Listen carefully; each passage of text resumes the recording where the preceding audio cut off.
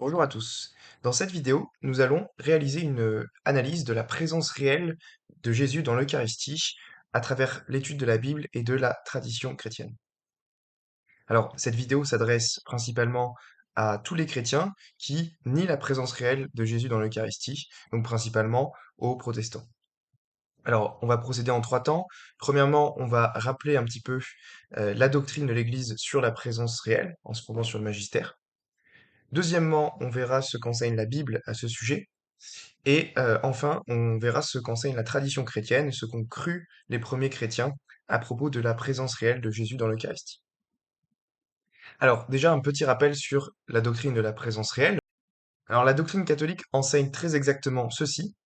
Lorsque les paroles de la consécration sont prononcées pendant la messe par le prêtre qui agit in persona Christi, c'est-à-dire en personne du Christ, eh bien, l'hostie devient réellement le corps du Christ, rendant actuel l'unique sacrifice réalisé il y a 2000 ans. Ici, il faut comprendre le mot devenir dans son sens ontologique, c'est-à-dire un changement au niveau de la substance. Les accidents, donc tout ce qui n'émane pas de la substance, comme l'apparence du pain, son goût, sa taille, eux demeurent inchangés. Et donc le terme transsubstantiation signifie très exactement que la substance du pain est intégralement remplacée par celle du Christ, bien que les apparences du pain demeurent.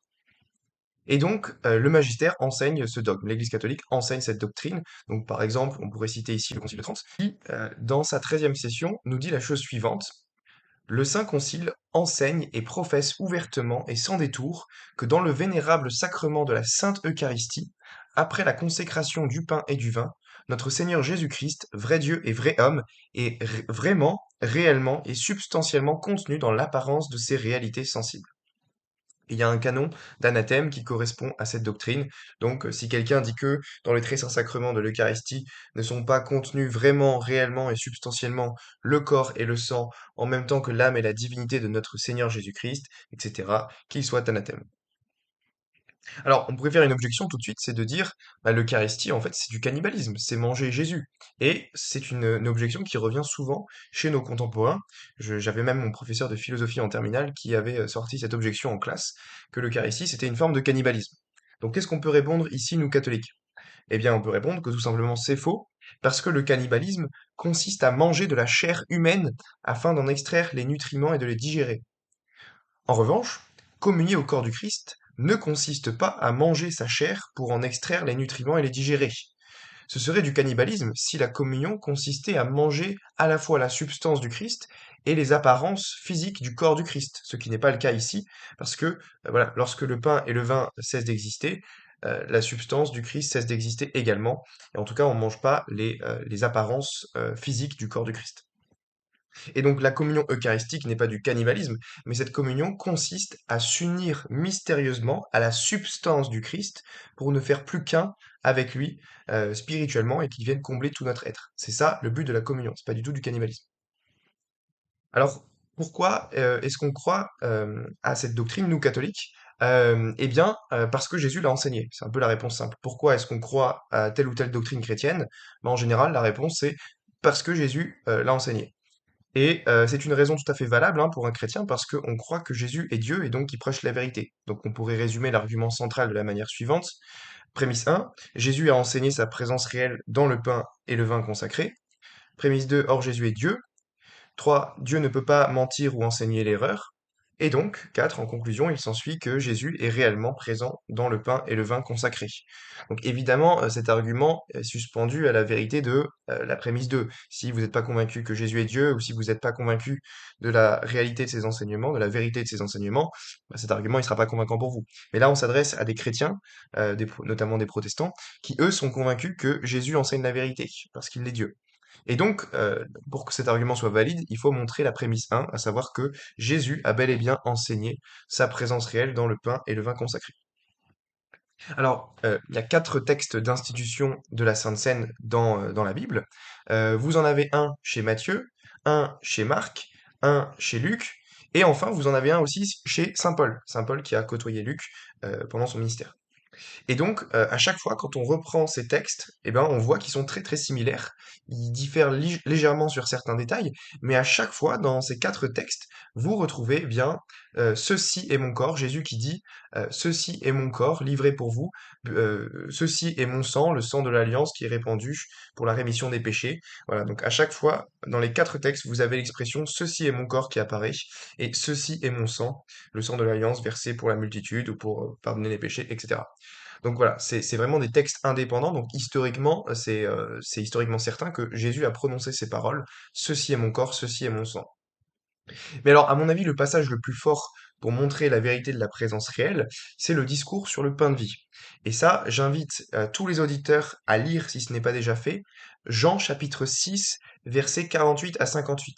C'est probablement le passage le plus fort pour montrer bibliquement la vérité de la présence réelle de Jésus dans l'Eucharistie. Alors, que nous dit ce passage? Eh bien, Jésus, dans ce passage, nous dit, moi, je suis le pain de la vie. Au désert, vos pères ont mangé la manne et ils sont morts. Mais le pain qui est descendu du ciel est tel que celui qui en mange ne mourra pas. Moi, je suis le pain vivant qui est descendu du ciel. Si quelqu'un mange de ce pain, il vivra éternellement. Le pain que je donnerai, c'est ma chair donnée pour la vie du monde. Et les Juifs se querellaient entre eux en disant, comment celui-là peut-il nous donner sa chair à manger? Donc il y avait bien cette compréhension des Juifs que Jésus parlait au sens littéral. Et Jésus répond à cette question, Amen, Amen, je vous le dis, si vous ne mangez pas la chair du Fils de l'homme et si vous ne buvez pas son sang, vous n'avez pas la vie en vous. Celui qui mange ma chair et boit mon sang a la vie éternelle, et moi, je le ressusciterai au dernier jour. En effet, ma chair est la vraie nourriture, et mon sang est la vraie boisson. Celui qui mange ma chair et boit mon sang demeure en moi, et moi je demeure en lui. De même que le Père est vivant m'a envoyé, et que moi je vis par le Père, de même celui qui me mange, lui aussi, vivra par moi. Vous voyez, c'est hyper clair. Jésus répond à la question des Juifs qui disent comment celui-là peut-il nous donner son corps à manger? Et Jésus répond pas ah non, non, c'est symbolique. Il insiste que son corps est une vraie nourriture et que son sang est une vraie boisson. Donc il y a une vraie insistance de la part de Jésus pour bien signifier ici qu'il parle au sens littéral. Et d'ailleurs, on voit même que ses disciples étaient choqués en entendant ces paroles. Donc, si vous lisez les versets d'après, il est dit, beaucoup de ses disciples qui l'avaient entendu déclarèrent, cette parole est rude, qui peut l'entendre? Donc, il y avait, voilà, déjà cet enseignement était choquant pour les propres disciples de Jésus qui l'avaient côtoyé pendant des années. Et Jésus, au lieu de les reprendre et de leur expliquer qu'il s'agit d'une image ou qu'il parle au sens symbolique, leur rétorque, cela vous scandalise, sous-entendant ici qu'il parle bien au sens littéral, parce que ça aurait été l'occasion rêvée de les corriger s'ils s'étaient trompés dans leur interprétation. Et d'ailleurs, d'habitude, quand Jésus parle en parabole, il explique tout à ses disciples pour être sûr qu'ils comprennent bien la parabole dont il est question. Donc, ce que nous dit Marc 4,34, c'est que il ne leur parlait point sans parabole, donc il leur parlait en parabole, mais il expliquait tout à ses disciples. Donc, à chaque fois que Jésus enseigne une parabole, il s'assure que ses disciples puissent bien en comprendre la signification. Et ça, on le voit très clairement, par exemple, avec la parabole du bon grain et de l'ivraie. Ses disciples s'approchèrent et lui dirent, explique-nous clairement la parabole de l'ivraie dans le champ. Et Jésus leur répondit, celui qui sème le bon grain, c'est le Fils de l'homme, le champ, c'est le monde, le bon grain, ce sont les fils du royaume, l'ivraie, ce sont les fils du mauvais, etc., etc. Jésus donne l'explication décortiquée de la parabole parce que les disciples l'avaient pas très clairement compris.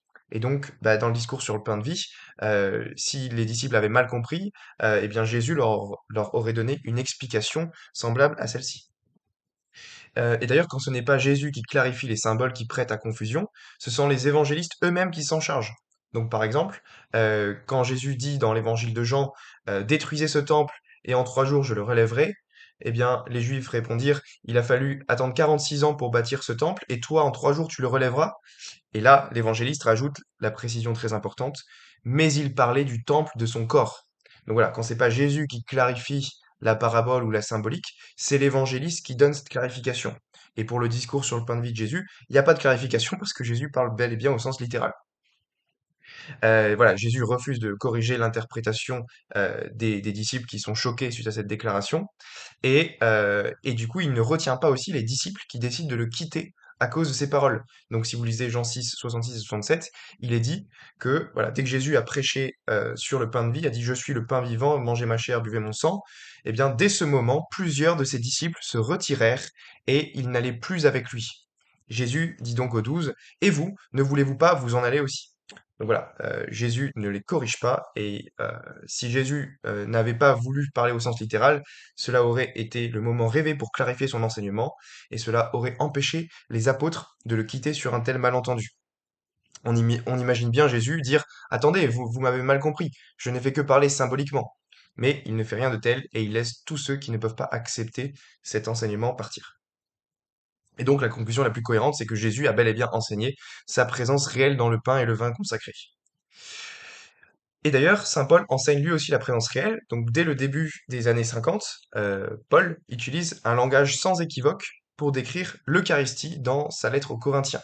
Donc l'épître aux Corinthiens, écrit dans les années 50, donc très peu de temps après le ministère de Jésus, saint Paul nous dit la coupe dans la bénédiction que nous bénissons n'est-elle pas communion au sang du Christ? Le pain que nous rompons n'est-il pas communion au corps du Christ?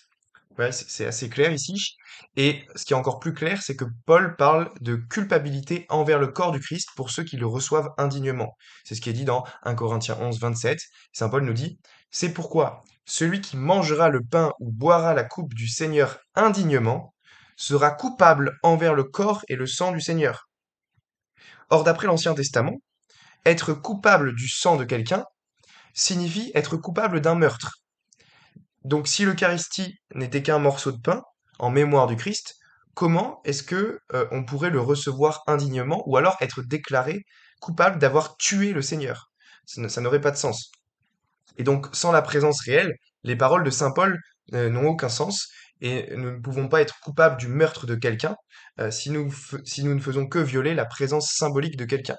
Donc, cette parole de saint Paul en 1 Corinthiens 11, 27, quand il dit que on sera coupable envers le corps du Seigneur, eh bien, ça implique forcément une présence réelle, littérale, parce que l'hypothèse de la présence symbolique ne rendrait pas compte du fait qu'on puisse être coupable directement envers le corps et le sang du Seigneur.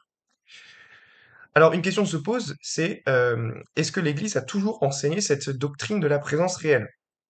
Alors, nous avons vu que Jésus et saint Paul enseignent très clairement la présence réelle, mais voilà, est-ce que l'Église a toujours professé cette doctrine?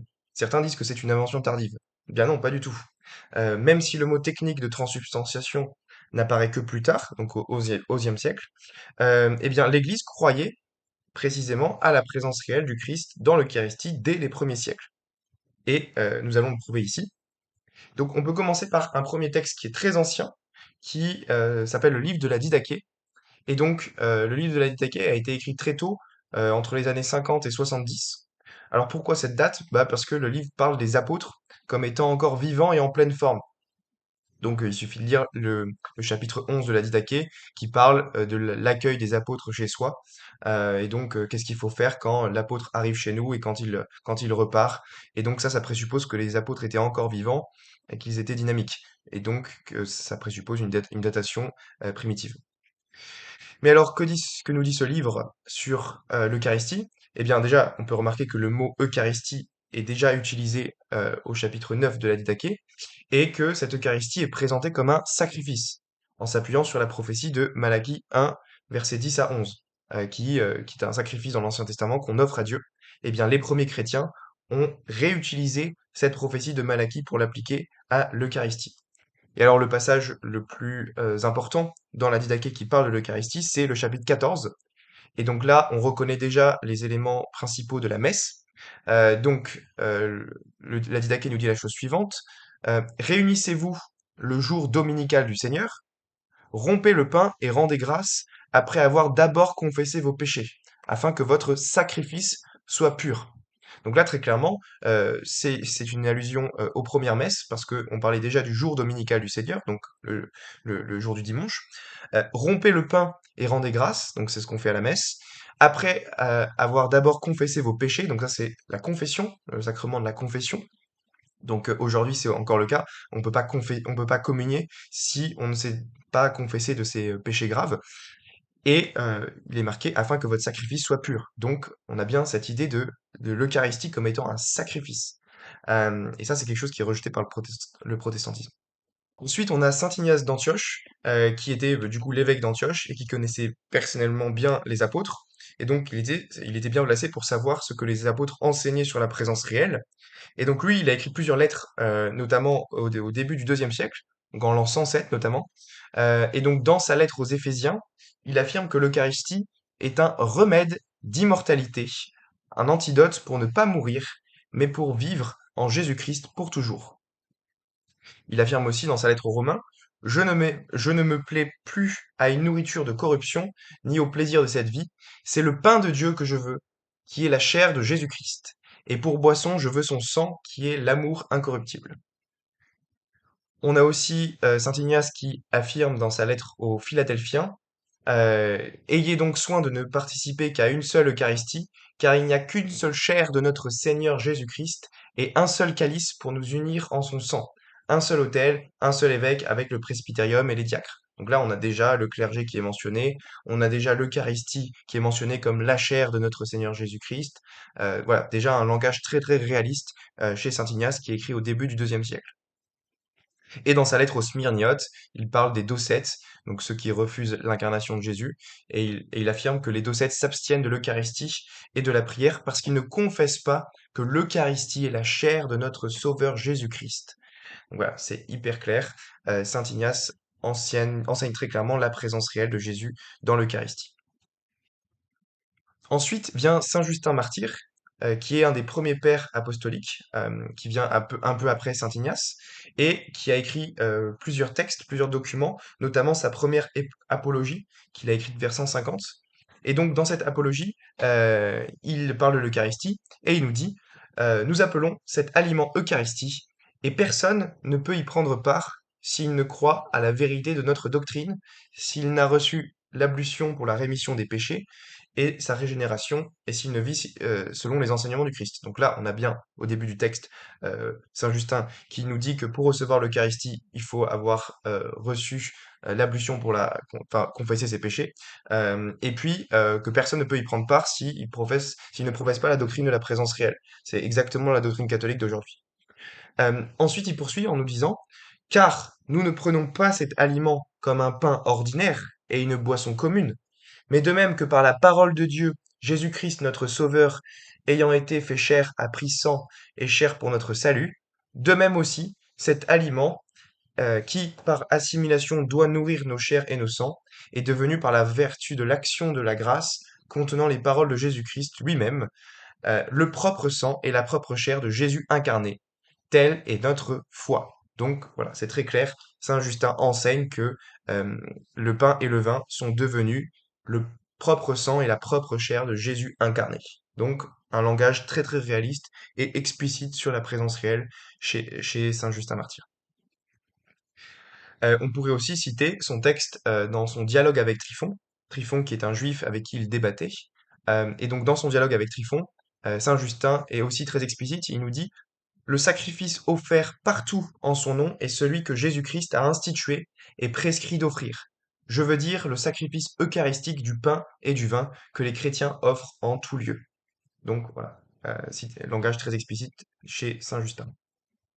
Ensuite, on peut passer à Saint Irénée de Lyon, qui a écrit son gros ouvrage contre les hérésies vers l'an 180. Et alors Saint Irénée était le disciple de Polycarpe, qui lui-même était le disciple de l'apôtre Saint Jean. Donc vous avez que 2 générations d'écart entre Saint Irénée et Saint Jean. Donc voilà, Saint Irénée était bien placé pour savoir ce que Saint Jean pensait de la présence réelle.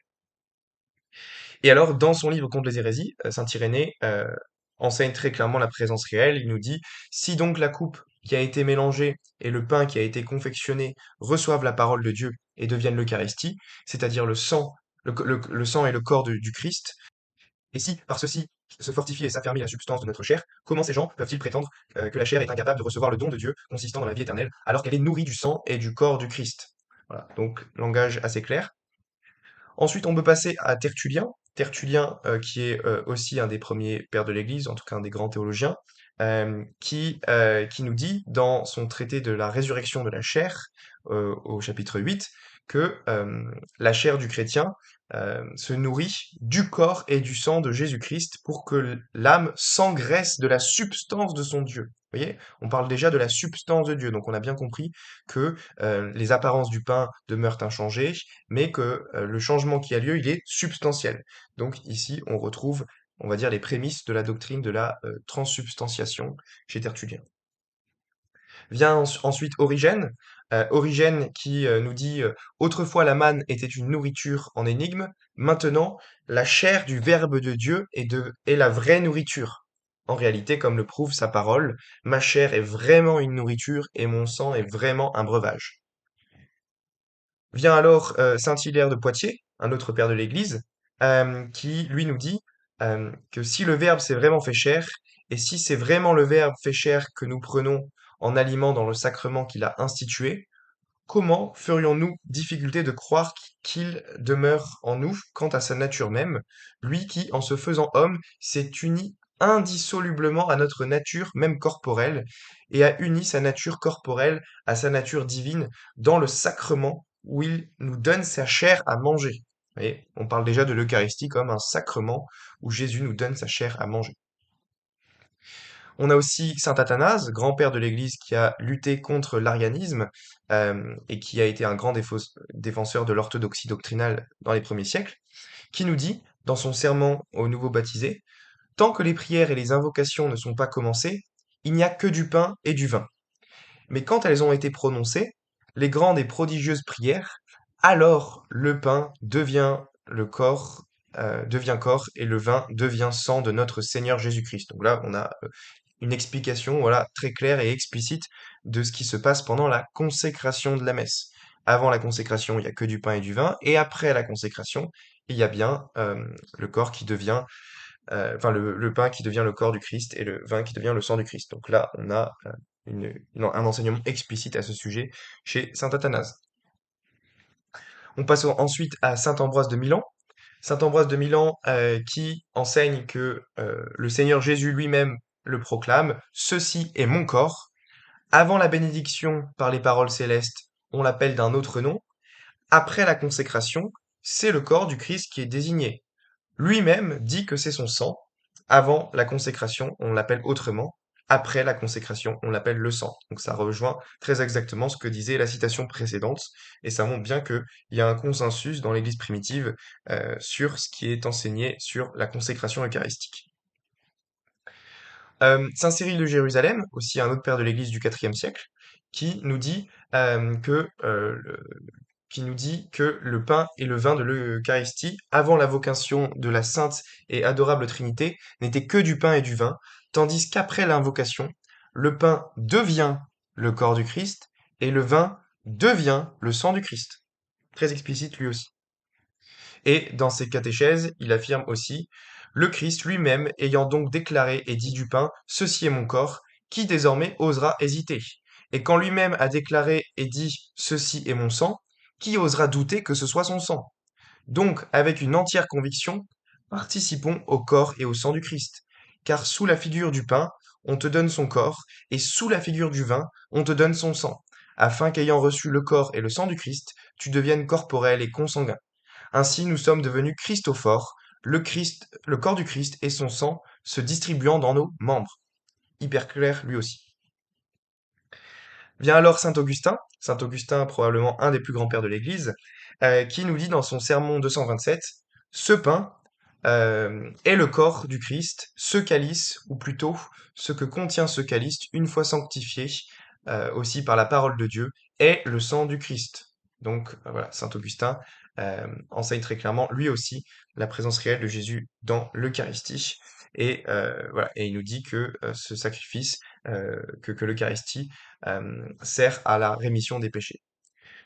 Saint Grégoire de Nice, lui, nous dit au IVe siècle lui aussi, nous croyons que le pain sanctifié par la parole de Dieu est converti au corps du Verbe.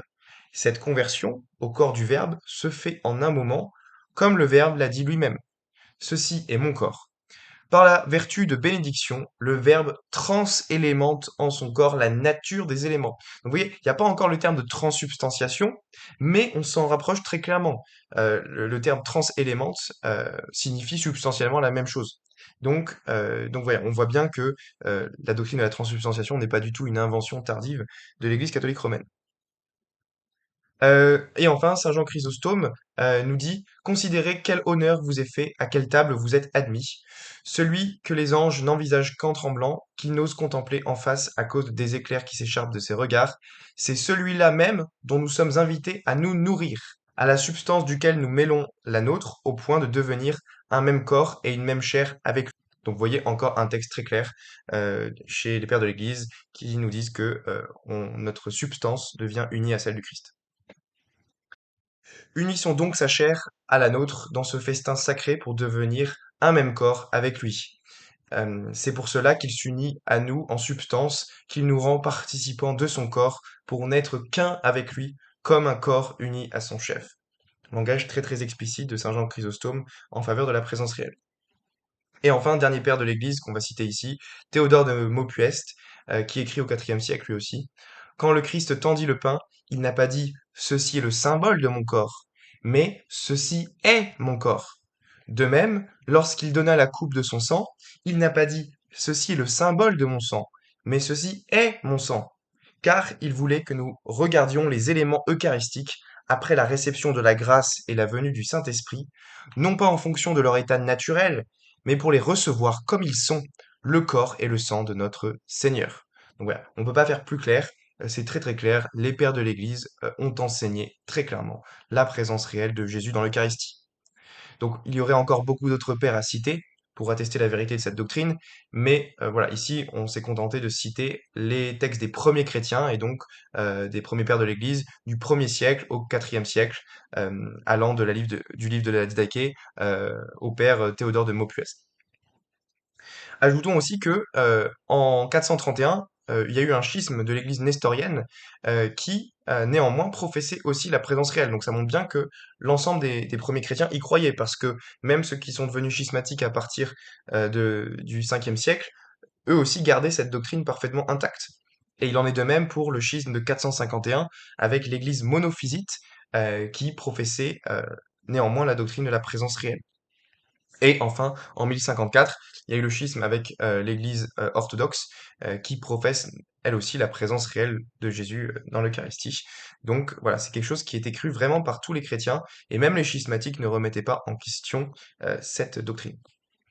Donc si on fait un peu le bilan historique, nous avons vu que la présence réelle est clairement enseignée par la Bible, à la fois par Jésus et par saint Paul. Nous avons aussi montré que les premiers chrétiens croyaient à la présence réelle dans leur unanimité.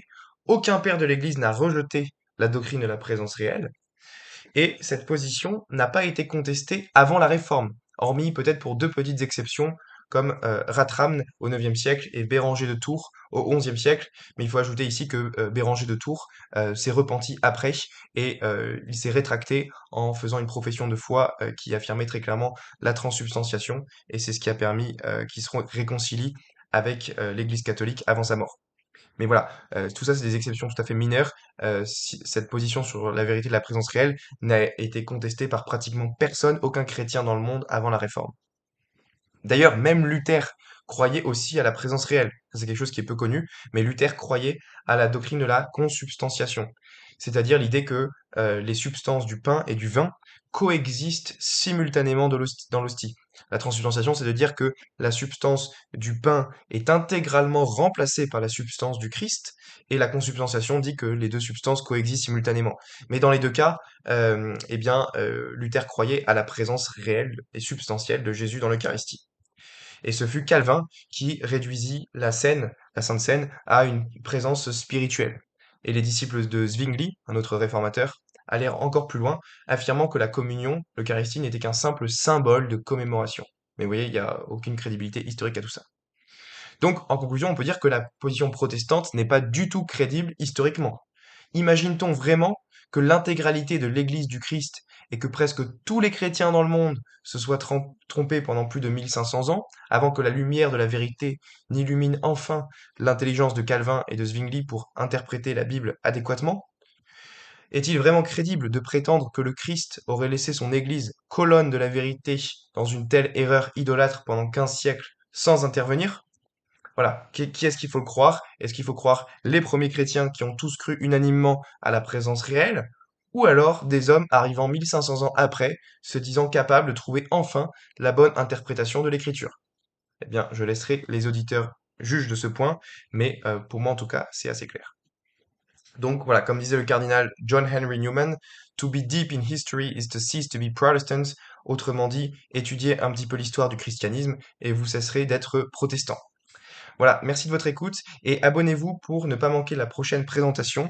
La prochaine présentation portera sur le sujet des miracles eucharistiques qui confirment du coup la vérité de la présence réelle et qui constitue en cela un argument frappant en faveur du catholicisme. Voilà, merci de votre écoute.